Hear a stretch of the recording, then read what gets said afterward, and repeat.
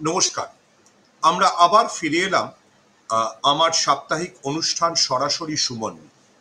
NK ডিজিটালের পর্দায় এই অনুষ্ঠান নিয়ে আসার জন্য আমি বিশেষভাবে কৃতজ্ঞতা জানাই এনকে ডিজিটালের কর্ণধার প্রবীর বিশ্বাস এবং তার সুযোগ্য পুত্র অনির্বাণ বিশ্বাসকে। দেখুন, আজকে আপনারা টাইটেল দেখেই বুঝতে পারছেন যে আমরা কি বিষয় নিয়ে আলোচনা করব। আধার।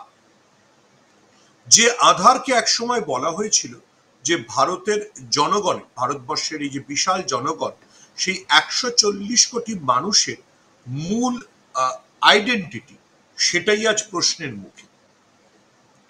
অতি সম্প্রতি কলকাতা হাইকোর্টে একটি বিএসএফ এর অত্যাচার সংক্রান্ত মামলায় একজন বিচারপতি বলেছেন যে আধার কোনো বিচার্য বিষয় নয়, আধার দিয়ে কিছু হবে না। পশ্চিমবঙ্গের জনগণ এত বেড়ে গিয়েছে, মানে এত জনসংখ্যা বেড়ে গিয়েছে, সীমান্ত দিয়ে নাকি অনুপ্রবেশ করেই চলেছে, অনুপ্রবেশ হয়েই চলেছে, এবং বিএসএফ কোনো খারাপ কাজ করতে পারে।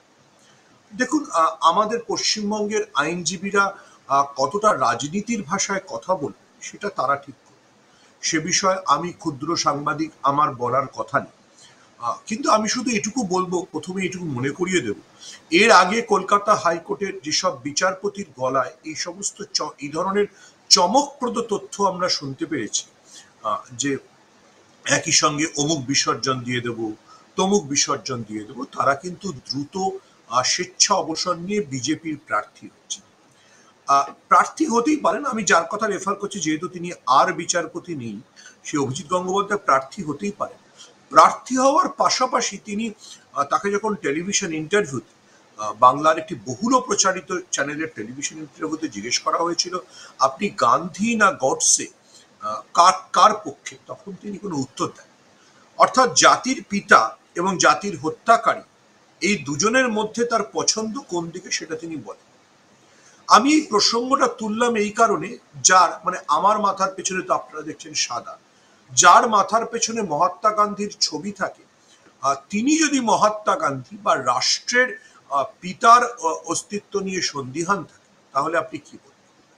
দেখুন, আবারও আমি বলছি যে কোনো বিচারপতির বিষয়ে মন্তব্য করার অধিকার আমার নেই, আমি কোনো বিচারপতির বিষয়ে মন্তব্য করতেও চাই, কিন্তু আধার সম্প্রতি মানে ভারতবর্ষের রাজনীতি, এই যে সার বা ইত্যাদি নিয়ে যে আন্দোলিত, তার একটা মূল কারণ যে আধারকে ভিত্তি হিসেবে ধরা হবে কি ধরা হবে না। আমাদের সৌভাগ্য, আমি বলবো পরমতম সৌভাগ্য, যে শেষ পর্যন্ত সুপ্রিম কোর্টের বিচারপতি সূর্যকান্ত এবং বিচারপতি জয়মাল্য বাগচির ডিভিশন বেঞ্চ রায় দিয়েছে যে আধারকে ধরা যাবে। আধার স্পেশাল ইন্টেনসিভ রিভিশনের ক্ষেত্রে অন্যতম গুরুত্বপূর্ণ নথি হিসেবে গণ্য। কেন সুপ্রিম কোর্টের এই অবজারভেশন বা এই যে আধার নিয়ে যখন কেউ কোনো মন্তব্য করছে সেটা গুরুত্বপূর্ণ হয়ে দাঁড়ায়? দেখুন, সোমবার মানে অ্যাকচুয়ালি রোববার রাতে ঘটেছে ঘটনাটা। রোববার বাংলার এক পরিযায়ী শ্রমিক গোলাম মণ্ডল তিনি মারা যান। এই ভদ্রলোক, আমি এই ভদ্রলোকের বাড়িতে সোমবার গিয়েও ছিলাম। তিনি উত্তর 24 পরগনার হাবড়ার বাসিন্দা। তো তিনি মহারাষ্ট্রে কাজ করতে গিয়েছিলেন, অনেকদিন ধরেই মহারাষ্ট্রে কাজ করেন, তার পরিবারও মহারাষ্ট্রে অনেকদিন ধরেই কাজ করছিল, মানে পরিবারের অন্য সদস্যরা। মহারাষ্ট্রে তার আধারকে কোনো মান্যতাই দেওয়া হয়, তাকে বাংলাদেশি বলে তাকে গ্রেফতার করে জেলে রাখা হয়, তাকে রোজ দিনের বেলা রোদ্দুরের মধ্যে বসিয়ে রাখা হতো, আর রাত্রে জল আর ভাত খেতে দেওয়া। গোলাম মণ্ডল অসুস্থ হয়ে পড়েন, তারপর তিনি মারা যান। আমি যতটুকু জানি, মঙ্গলবারে বর্ধমানের প্রশাসনিক সভা থেকে মমতা বন্দ্যোপাধ্যায়ও গোলাম মণ্ডলের মৃত্যুর কথা উল্লেখ করেছেন। আমি গোলাম মণ্ডলের প্রসঙ্গটা এই কারণে তুললাম যে গোলাম মণ্ডলের তার অন্য আত্মীয়রা একই সঙ্গে মহারাষ্ট্রে কাজ করত, কিন্তু তাদের বাড়ির ঠিকানা বা তাদের আধারের ঠিকানা যেহেতু উত্তরপ্রদেশ, তাই তাদের আধার মান্যতা পেয়েছে।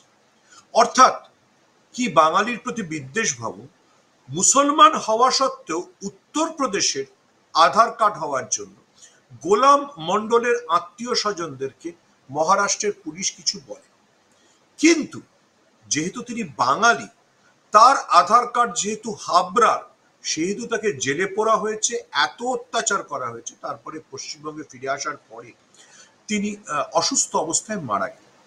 মানে দেখুন, শুধুমাত্র আপনি বাঙালির আধারকে সন্দেহ করছেন বলে তাকে অত্যাচার সহ্য করতে হচ্ছে। আজ যেটা কলকাতা হাইকোর্টে কেউ বলছেন, সেটাই এই এই সমস্ত বক্তব্যের জন্য এই ধারণাটা তৈরি হচ্ছে যে পশ্চিমবঙ্গে আধার ব্যাপারটা বিরাট সহজ ব্যাপার। পশ্চিমবঙ্গে সবার আধার কার্ড, মানে আপনার আমার সবার আধার কার্ড আসলে জাল। আমাদের আধার কার্ডের কোনো মূল্যই নেই। গোলাম মন্ডলকে যখন মহারাষ্ট্র পুলিশ অত্যাচার করত, তিনি তার নিজের আধার কার্ড দেখিয়েছেন, বলেছেন এই আধার কার্ড তো 50 টাকায় পাওয়া যায়, তুই কে? গোলাম মন্ডল একজন বাঙালি মুসলিম। আমি তার বাড়ির সামনে সোমবার দাঁড়িয়ে ভাবছিলাম, এটা যদি ভারতবর্ষ না, এই ভদ্রলোক যদি ভারতবর্ষের নাগরিক না হন, তাহলে কে ভারতবর্ষের? সমস্যা হচ্ছে যে এই ব্যাপারটা আমি বারবার বলছি, এই ব্যাপারটা আর মুসলমান হিন্দুতে সীমাবদ্ধ নয়, এটা বাঙালির আত্মপরিচয়ের বিষয় হয়ে দাঁড়িয়েছে। তার আগের সপ্তাহে আমি এবং এনকেটিভির কর্ণধার প্রবীরবাবু, প্রবীরদা, অনির্বাণ সবাই বনগাঁয় গেছিলাম। বনগাঁর বিভিন্ন লোক আমাদের সঙ্গে দেখা করতে এসেছিলেন, দল মত নির্বিশেষে। বনগাঁর বিভিন্ন লোক বলছিলেন বনগাঁয় হিন্দুরা মতুয়ারা এখন নিজেদের কাগজপত্র তৈরি করবার জন্য, আগে যদি একটা জেরক্স সেন্টারে বা এই ধরনের ডকুমেন্টেশন সেন্টারে দিনে 50টা লোক যেত, এখন দিনে 1,500 লোক আসছে। 1,500 লোক রোজ নিজের নাগরিকত্বের বিভিন্ন প্রমাণ করছে। কারণ আপনি আমি কোনো প্রতিবাদ করি না বলে এই আদালত, এই বিএসএফ, এই মহারাষ্ট্র পুলিশ আধারটাকে নস্যাৎ করে দিয়েছে। প্রশ্ন হচ্ছে, তাহলে কোটি কোটি টাকা খরচ করে এই আধার তৈরি করা হলো কেন? যখন ভারতবর্ষের 140 কোটি মানুষের আধার তৈরি করা হয়েছিল, তখন 50,000 কোটি টাকা খরচ করা হয়েছিল। সেই 50,000 কোটি টাকাটা আপনার আমার করের টাকা। আজ কোনো বিচারপতি, আজ কোনো বিএসএফ এর জওয়ান, আজ কোনো মুম্বাই পুলিশ এটা বলতে পারে যে আধারের কোনো গুরুত্ব নেই? নির্বাচন কমিশন বলে দিতে পারে যে আমি আধার দিয়ে কারোর নাগরিকত্ব বিচার করব না? এটা রসিকতা হচ্ছে। ভারতবর্ষের জনগণের 50,000 কোটি টাকা জলে জলে দিয়ে এটা রসিকতা করা হচ্ছে। যদি ভাবেন না, ভাবলে আপনার গায়ের রক্ত গরম হয়ে উঠে। মহারাষ্ট্রের ওই পুলিশ কিংবা ওই যারা বিএসএফ এর জওয়ান, তারা কেউ দেশ স্বাধীন করার জন্য রক্ত দেয়? আমরা দিয়েছি, আমরা বাঙালিরা দিয়েছি। ধর্ম বর্ণ নির্বিশেষে সুভাষ বোস থেকে অরবিন্দ বোস সবাই দিয়েছে, রবীন্দ্র ঘোষ সবাই দিয়েছে, প্রফুল্ল চাকি থেকে ক্ষুদিরাম সবাই দিয়েছে। আজকে আমাদের গায়ে লেপে দেওয়া হচ্ছে যে বাঙালির আধার কোনো আধারই না, গোটা গোটা পশ্চিমবাংলা নাকি অনুপ্রবেশে ভরে গেছে আর সবাই রয়ে গেছে। বিজেপির যে নিজের ভোট ব্যাংক, সেই মতুয়ারা আজকে আতঙ্কিত। সেই মতুয়ারা ভাবছে যে তাদের আধার কার্ডের গুরুত্ব কি। কারণ একজন বিচারপতি বলে দিচ্ছেন পশ্চিমবঙ্গে আধার পাওয়াটা কোনো বিষয়ই নয়। তাহলে 50,000 কোটি টাকা কর খরচ করে আপনি আধারটা তৈরি করলেন কেন? আপনি প্রতিদিন গ্যাসের লাইন থেকে ব্যাংকের কার্ড সবকিছু আধার দিয়ে লিঙ্ক করালেন কেন? ভাবুন তো, কত লোক ব্যাংকের সামনে লাইন দিয়েছে আধার লিঙ্ক করানোর জন্য।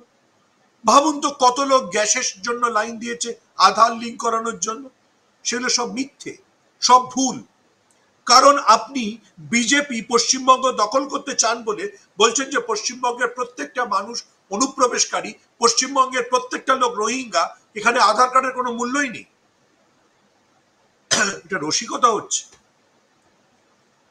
আপনি যদি ভাবেন না, ভাবলে যদি শান্তভাবে ভাবেন, আমি গোলাম মন্ডলের বাড়ির সামনে দাঁড়িয়ে আমার চোখে জল চলে আসছে। সীমান্ত থেকে তার বাড়ি অন্তত 40 কিলোমিটার।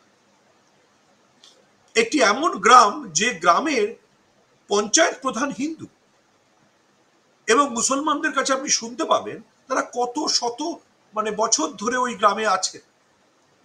তাকে আপনি বলে দিচ্ছেন একটা বন্দুকের খোঁচায়, একটা বন্দুকের নল দিয়ে যে তুমি ভারতবর্ষের নাগরিকই নও। গোলাম মন্ডল রোদে অত্যাচারে মারা গিয়েছে। আমি হলে তো অপমানে মারা যেত। আজ যদি আমাকে বলা হয় যে তোমার আধারটা গুরুত্বহীন, তুমি বাংলাদেশি, তাহলে আমি অপমানে মারা যাব। সমস্যা হচ্ছে, আমি আবারও বলছি, গত 11 বছর ধরে বিজেপি এমন একটা সিস্টেম চালু করেছে, ঠিক আমেরিকায় ডোনাল্ড ট্রাম্প যেরকম করছেন। আজকে আমেরিকায় ডোনাল্ড ট্রাম্প একজন কৃষ্ণাঙ্গ ব্যাংক অফিসার, সে দেশের ফেডারেল ব্যাংকের টপ কর্তা, শীর্ষ কর্তা, তাকে স্যাক করেছেন, কারণ তিনি ডোনাল্ড ট্রাম্পের কথা মতো চলছেন। ডোনাল্ড ট্রাম্প তো উন্মাদ, আজ তার এলন মাস্কের সঙ্গে ঝগড়া হয়, কাল তার নরেন্দ্র মোদীর সঙ্গে ঝগড়া হয়, কিন্তু নরেন্দ্র মোদী এবং আরএসএসরা ভারতবর্ষের গণতন্ত্রকে ধ্বংস করার জন্য, আবারও আমি বলছি ধ্বংস করার জন্য, এই যে 50,000 কোটি টাকা আজ থেকে 20 বছর আগে খরচ করা হয়েছিল আমাদের আধার তৈরির জন্য। আমি তো না হয় শহরে থাকি, গিয়ে সহজে আধার তৈরি করেছিলাম, গ্রামের মানুষরা সাইকেলে চেপে, নৌকায় চেপে এসে আধার তৈরি করেছে, তাদের আপনি আজকে বলছেন আধার কোনো বিষয় নয়। রসিকতার একটা সীমা আছে। তলার লাইনটা দেখুন, আম আদমি কা অধিকার। আচ্ছা, যখন আপনি করালেন তখন এটা নাগরিকত্বের অধিকার। যখন আপনি ব্যাংকের সঙ্গে লিঙ্ক করাচ্ছেন, বলছেন আধারের সঙ্গে ব্যাংক লিঙ্ক না হলে আপনার ব্যাংক অ্যাকাউন্ট বাতিল হয়ে যাবে, তখন ওটাই আপনার মূল প্রমাণ। যখন আপনি গ্যাসের লাইনে দাঁড়িয়ে বলছেন যে আপনি আধারের সঙ্গে লিঙ্ক না করালে আপনার গ্যাস নষ্ট হয়ে যাবে, তখন ওটাই মূল প্রমাণ। কিন্তু যখন কোনো বিচারপতি বা কোনো বিএসএফ এর অফিসার বা কোনো মহারাষ্ট্রের হয়তো সেও কোথা থেকে ঢুকে এসছে, সেই পুলিশ অফিসার বলছে যে বাঙালির আধার কার্ড আর গ্রাহ্য না, তখন গ্রাহ্য। কি অসাধারণ সিস্টেম! ভাগ্য ভালো, খুব ভালো এই বিচারপতি, এই বিএসএফ এর অফিসাররা রবীন্দ্রনাথের আধার কার্ড দেখতে চান। বলতেন হয়তো যে রবীন্দ্রনাথ কে? রবীন্দ্রনাথ আবার কে পড়েছে? রবীন্দ্রনাথ জনগণ মন অধিনায়ক লিখেছেন। হ্যাঁ, বাতিল।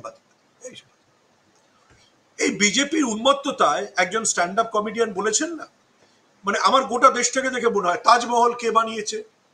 তাজমহল মুঘলরা তো আসেইনি। তাজমহল ইউপি পূর্ত দফতরের ইঞ্জিনিয়ার শ্রীবাস্তবজি বানিয়েছে।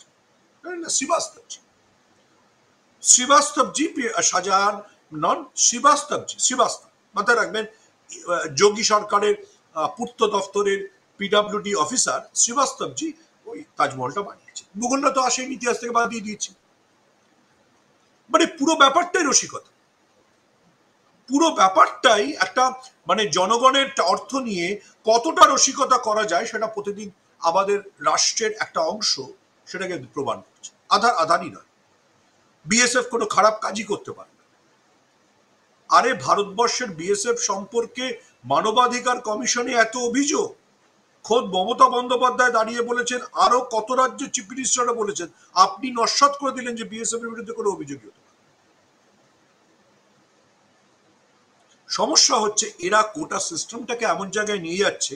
আমি আগেও বলেছি, বাংলাদেশের মতো জনবিক্ষোভটা ভারতবর্ষে হয়, তখন উপাচার্য থেকে বিচারপতি, মন্ত্রী থেকে শান্তি, সবাইকে দেশ ছেড়ে পালাতে হয়। যেমন শেখ হাসিনা হেলিকপ্টারে করে পালিয়ে এসে ভারতবর্ষে আছে। তুমি যদি মানুষের অধিকার, মানুষের ভোটের অধিকার, মানুষের প্রতিবাদের অধিকারকে কেড়ে নাও, তাহলে জনবিক্ষোভ ছাড়া আর কিছু হতে পারে। তুমি আমার করের টাকায় আমার আধার তৈরি করিয়েছো, আমার আধার আমার করের টাকায়, লাইন দিয়ে দাঁড় করিয়ে ছবি তুলে এই তথ্য চাই ওই তথ্য চাই দিয়ে আধার, এখন বলছো আধার কার্যই। এবং বিশাল বিশাল তাত্ত্বিকরা ফেসবুক বা সোশ্যাল মিডিয়ায় বিরাট প্রবন্ধ লিখছেন, আধার তো কোনো নাগরিকত্বের প্রমাণ ছিল না। সত্যি তো যদি না থাকে, তাহলে তুমি আমার ব্যাংক অ্যাকাউন্ট লিঙ্কের সময়, আমার গ্যাস লিঙ্কের সময় কেন করেছিলে? আমি আবারও বলছি যে এর চাইতে খারাপ ভাবে নাগরিকদের ট্রিট করা আজকে ডোনাল্ড ট্রাম্পের আমেরিকায় হয় আর ভারতবর্ষে হচ্ছে। আমেরিকা তো জনবিক্ষোভের দিকে থাকেই, ডোনাল্ড ট্রাম্প কতদিন টিকতে পারেন দেখা যাক। নরেন্দ্র মোদী এবং তার সাঙ্গপাঙ্গরা, মানে এই যে বিচার ব্যবস্থাকে, ইলেকশন কমিশনকে, বিএসএফ কে, পুলিশকে সবকিছু রাজনীতিকরণ করে যেটা করছেন, জনবিক্ষোভের দিকে ঠেলে দিচ্ছে। বলা হচ্ছে পাসপোর্ট ছাড়া অন্য কিছু আছে, পাসপোর্ট তৈরি করতে তো আধার লাগে। তাহলে যেটা তোমার প্রাইমারি ডকুমেন্ট সেটাকে তুমি অগ্রাহ্য করে তুমি সেকেন্ডারি ডকুমেন্টটা বলছো গুরুত্ব। মানে মানে একটা মানে মানে সুকুমার রায় তো আমাদের, যতই সত্যজিৎ রায়ের ছবি শ্রমিক ভট্টাচার্য নরেন্দ্র মোদীকে তুলে দিন, নরেন্দ্র মোদী তো সুকুমার রায়ের কবিতাও পড়েননি, সত্যজিৎ রায়ের সিনেমা সম্পর্কেও জানেন। সে সুকুমার রায় বলেছিলেন না শিব ঠাকুরের আপন দেশে, এটা যে কার আপন দেশ, সেখানে যে কিভাবে এই ধরনের কথাবার্তা বলা যায় এবং কিভাবে সাধারণ মানুষের, আবার আমি বলছি যে আমাদের দেশটা চলে সাধারণ মানুষের করের টাকা। যে লোকটা ইনকাম ট্যাক্স দেয় না তার কাছ থেকেও আপনি জিএসটি আদায় করেন, তার তেল নুন সবকিছুর থেকে আপনি জিএসটি আদায় করেন। সেই জিএসটির পয়সায় একজন গাড়ি চড়ে, সেই জিএসটির পয়সায় একজন সরকারি কর্মকর্তা এসিতে বসে রায় দেন যে সাধারণ মানুষের জীবনটা কোনো গুরুত্বপূর্ণই নয়। এরপর ভারতবর্ষ একটা গৃহযুদ্ধ বা জনবিক্ষোভ ছাড়া কোন দিকে? আপনি বিচার ব্যবস্থাকে কবজা করার চেষ্টা করছেন, আপনি বিএসএফ কে রাজনৈতিক কাজে ব্যবহার করছেন, আপনি পুলিশকে দিয়ে সেই বাঙালিকে অপমান করছেন যে বাঙালি এই দেশকে স্বাধীনতা দিয়েছে। এর চাইতে খারাপ, এর চাইতে